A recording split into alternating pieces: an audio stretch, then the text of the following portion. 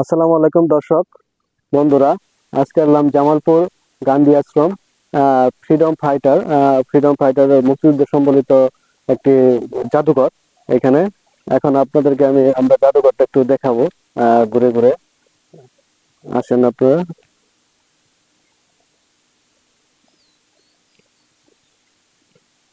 আহ,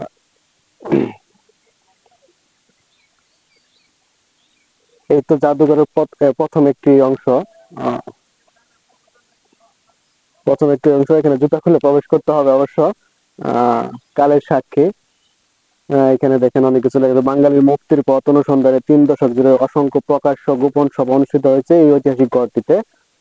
যাতে তাতে বিভিন্ন সময় যোগ দিচ্ছেন শেরে বাংলা একে ফজলুল হক, মজলুম জননেতা, মাওলানা ভাসানী, সাম্যবাদী আন্দোলনের প্রতীক্ষিত পুরুষ মণিসিংহ, রবীন্দ্র দত্ত, খোকা রায়, অনিল মুখার্জি, সুরেন্দ্র মোহন এবং অনেকে এখান থেকে মুক্তিযুদ্ধের অংশগ্রহণ করেছে। আহ এই তো এখানে আমরা দেখতে পাচ্ছি যে অনেকের ছবি আছে। খান আব্দুল গাফফার খান সঙ্গে গান্ধীজি, এইটা একটা ছবি। সবগুলোতে লেখা আছে, একটু একটু দেখান। এটা হলো দক্ষিণ আফ্রিকায় জুলু বিদ্রোহের সময় ইন্ডিয়ান অ্যাম্বুলেন্স কর্প।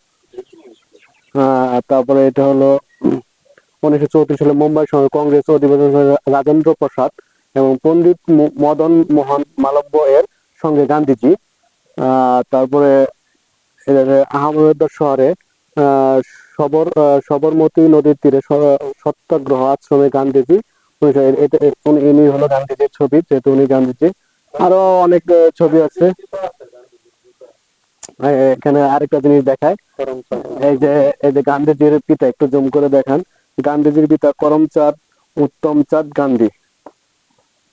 হ্যাঁ, এই তো অনেক কিছু আছে। এই যে একটা সুতা করার একটা ইয়ে আর কি এটা। আরো কিছু দেখাবো পরে নেক্সট ভিডিওতে।